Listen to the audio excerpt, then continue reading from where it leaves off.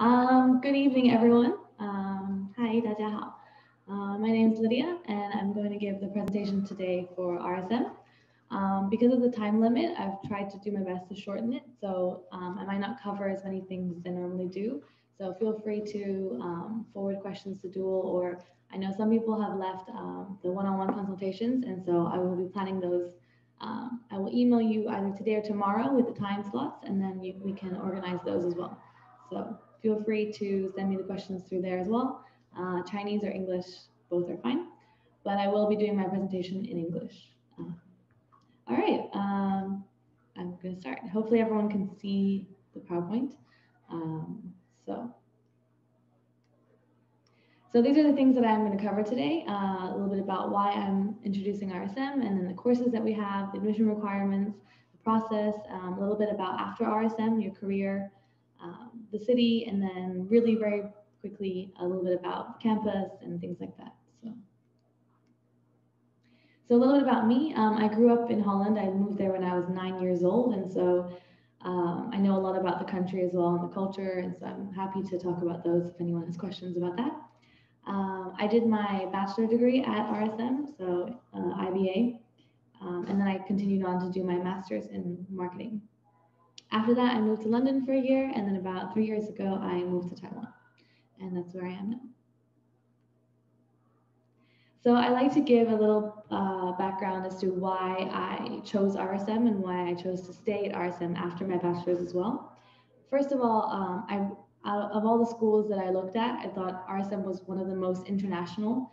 I went to an international high school, and so to me, it was really important that I maintained that international community. A lot of schools might say they're international, but you can't always see that in the students and in the professors and staff. Whereas at RSM, that's something that they really pride themselves in, that they really are very international.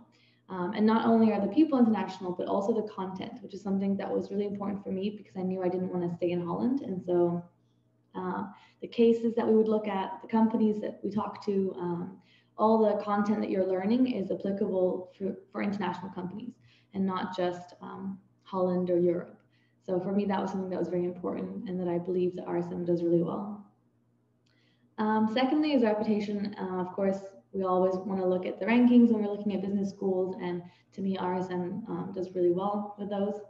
And also because of its network. So there's a saying in business, it's not about what you know, but who you know. And so I think for me as well, when I was looking at business schools, I wanted one that had a good network and a good career support system and a way to be able to start my career, with a boost. And so that was something that I also looked at.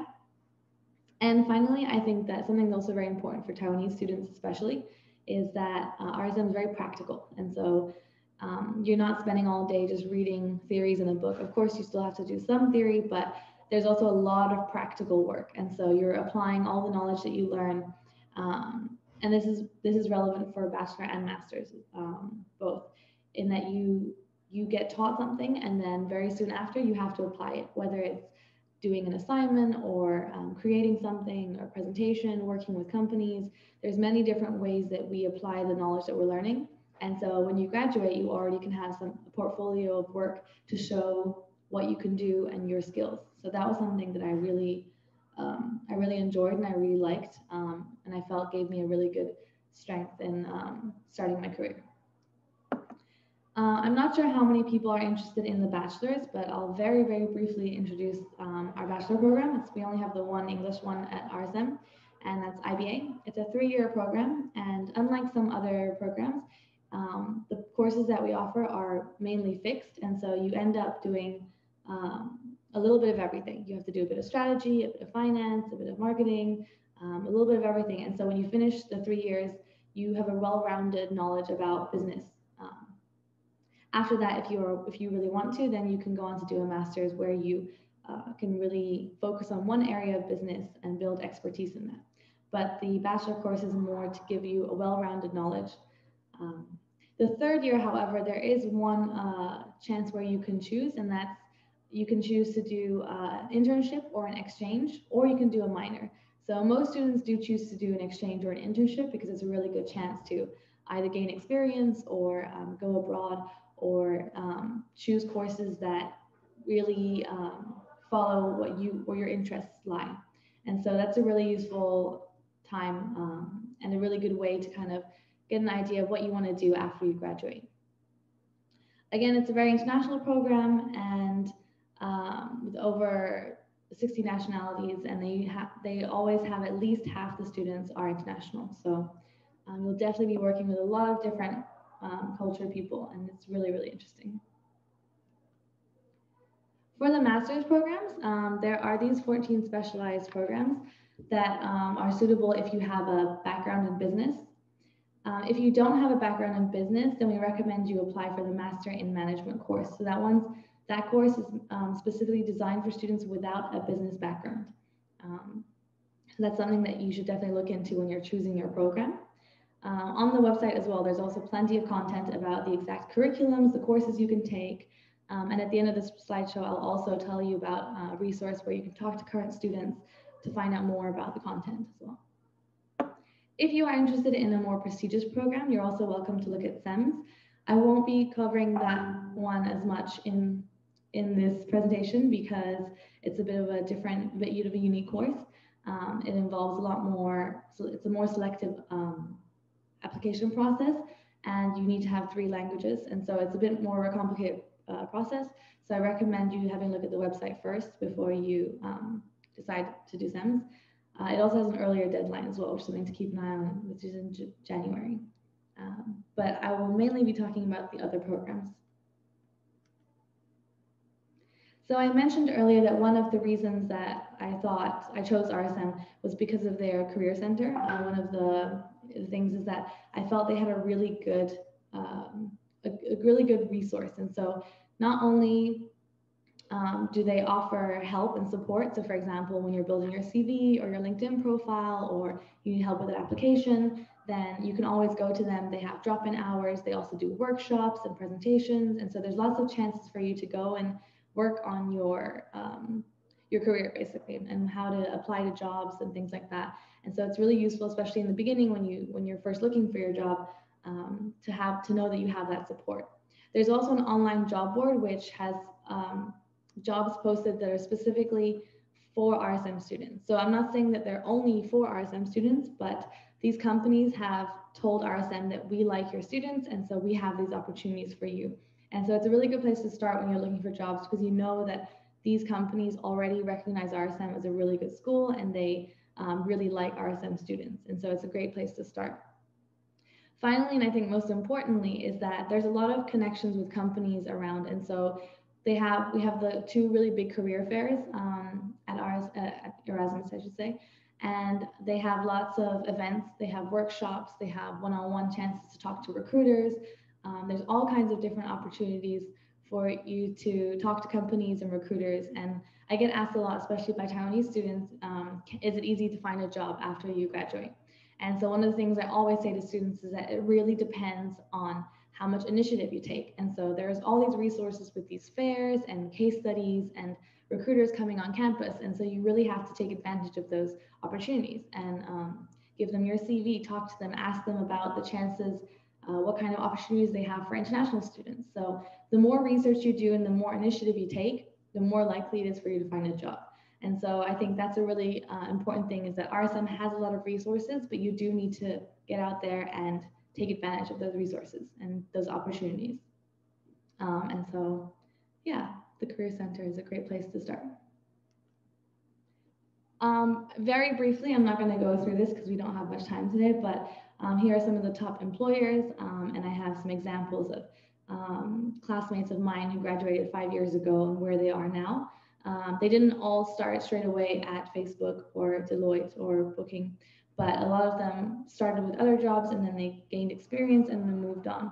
And so I also tell students that when you, especially international students, when you're looking for your first job after you graduate, you might want to, you might not want to say, oh, I'm only going to work for, the top 10 companies or my dream company, because especially for international students, if you want to increase your chances, it's important that you are a bit more open-minded to finding a job and building experience and networking in Holland first.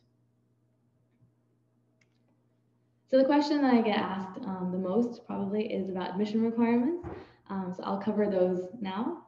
Basically, the main things you need to know are you need to have your English certification, GPA, and GMAT. You need to look at your background, so what courses you've taken, and also submit on time. Very, very important too. Because I get asked about masters more, I'm going to be covering the master's requirements. If you have questions about IBA, I recommend looking at the website first, and then again, if you have any questions, feel free to contact me about that. But for the master's, basically, for all the programs except for SEMS, which I mentioned earlier, the programs are very straightforward, in my opinion, because there are certain requirements, and basically you need to meet those requirements, and that's it. There's not a selection process. It's not it's not a competition. It's not a ranking. And so it's very important that you look at these requirements and check that you meet them, because you'll very easily know yourself whether you meet the requirements or not. And so you can make that decision before you apply as well. So then you have a better chance of controlling your outcome, basically. So the first thing is, are your courses relevant? This is something that can be a little trickier because you'll need to ask your universities to provide a list of courses in English, and you need to look at the course names and descriptions and see if they meet the requirements that are listed on the website. So on the website, you can see there's a PDF file that has this list. So it'll say exactly which ECTS you need, how many ECTS you need in which courses.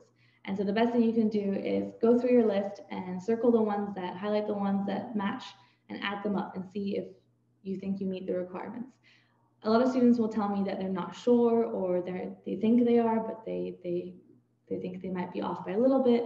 What I always say is that try first yourself, and if you think, okay, I think I'm really close, or I'm not sure, maybe, then always try and apply first, because you never know. If you look at the courses and you think, wow, I'm really, really far off, then that's something that you need to reconsider, which I'll talk about in a second. So here's, for example, in this slide, there's an example of how you can do that. If you look at the courses and look at counting up the credits to see if they match. If you do have a business background, for example, you're probably eligible. A business background with research methods and statistics is also a very important key point. A lot of students miss out, is that you do need to have research and statistics in your degree. And so then you're probably eligible for most of our programs. If you are not, but you're not a business background, but you do have research methods and statistics, then these are some of the programs that you can look at that might match if you have maybe other similar courses. For example, human resource management, there's a lot of students with psychology backgrounds, for example. It all depends on the course and the credits that you have. So as I mentioned earlier, if you look at your courses and you think, wow, okay, no, I'm really far off, the best thing you can do is try and see if you can take extra courses at your university to kind of boost those credits. Unfortunately, RSM does not accept internships or work experience or online courses to make up for this. You have to do it at your university or at a university that can give you those credits. If you really are really far off, then you can look at Master in Management, which is the course made specifically for non-business backgrounds. And unfortunately, sometimes if it doesn't work out, then at least it's something that you can know beforehand. So the next one, which is a lot more straightforward, is the GMAT. And so every master program in RSM requires a minimum of 600. And this is, other than SEMS, this is basically it's all you need, 600. So a lot of students will say, oh, do I need to actually get 700? Do I actually need to get 650? No, unless it's SEMS, you just need 600. And there's no hidden secret there, it's just 600. For the GPA, if you transfer it to what RSM is considered to be average 7.0 in Holland, they've calculated it to be 80 out of 100. I did talk to the admissions department though, and they told me that they do understand that because different universities in Taiwan have different standards, it can be harder to judge a student by their GPA. And so they are more lenient with GPAs, with international students. And so that's why the GMAT is very, very important, because the GMAT is a standardized test that they understand, and so they can know for sure that you meet the standard. So as long as your GPA seems above average, is not too low, and you meet the GMAT score, then it's something that they'll definitely consider. The next one is the English score. Again, just like the GMAT, you just have to meet the scores. So it's not about fighting for the highest score, but you just have to meet the score. No tricks there, just that's it. So if you've checked all the requirements and you think that you meet all the requirements, then the next step is to apply. On the website, there's a really clear list of steps that you can do, and you just follow them. You first apply at the national database, and then you go onto our online application form and fill it all in. It's pretty straightforward, but if you do need help with that, there's lots of support on the website as well. So the deadlines for the applications are on this slide. Most of them are 15th of May. However, there are some programs that are more popular, and so they have a maximum capacity. Last year, a lot of these programs did meet maximum capacity, and so you can have a look on the website. They're updating the website every week to show how many applications they already have now, and so you can make sure to check and see if it's filling up really fast or if you still have time. So definitely be aware of that, because some of the programs do have that problem. If you are looking at a program that doesn't have a maximum capacity, then basically it's 15th of May. However, if you are an international student, they say that it's best to submit your application by 1st of April because you need to work on visas and things like that. And so just to be safe. If you're interested in applying for a scholarship, you need to look a little earlier and apply by 1st of March. So these are important dates to keep in mind for your application. After you've submitted your application, within 2 weeks, the admissions office will check that all the documents are there, and they'll send you an email to confirm that, yes, we've received it, or they might say, oh, actually, we're missing your GMAT, or we're missing your course list.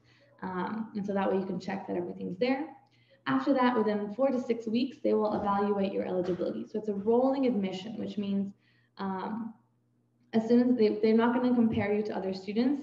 Once they have all your data, they will check if you meet the requirements. And if you do, they'll give you an offer. And if you don't, they will give you a decline, and they'll tell you why. And so that's why I say it's really important to apply as early as possible. If you can, the application's open in October. So if you can apply earlier, then the chances that programs will close will lower, and the chances of you being admitted are much higher. So definitely keep an eye on that. Of course, as I mentioned earlier, this does not apply for SENS, which is a different program. As I mentioned earlier, it's very much black and white. Either you meet the requirements or you don't. And if you don't meet the requirements, they will always tell you why. So it might say, for example, your GMAT score is too low, or your GPA score is too low, or your English score is too low. They'll never not give you a reason. And so that's something to keep in mind, is that just look at your criteria, look at the requirements before you apply, and check so that you're not hit with any hidden surprises. Finally, some practical things. A lot of students will ask me about scholarships, and so I do have to say that there are a limited number of scholarships. So I definitely recommend everyone to apply, because it doesn't cost anything to apply for a scholarship. You basically just need to work higher. So you need to increase all those standards that we mentioned for the application process, but it doesn't hurt you to apply. But definitely don't think that you're going to be guaranteed a scholarship, because they are very limited. For the rest, everything is pretty much supported as you go along. If you get an offer, they will give you information about housing and visa, and they'll assign you a student ambassador too. So there's lots of support that goes on there, so don't worry about that. So I'm running out of time, but I will just very quickly show you some pictures of the campus, the resources that there are. Yeah, there's a language center if you want to learn Dutch. There's a supermarket, food court, library, all the normal resources for school.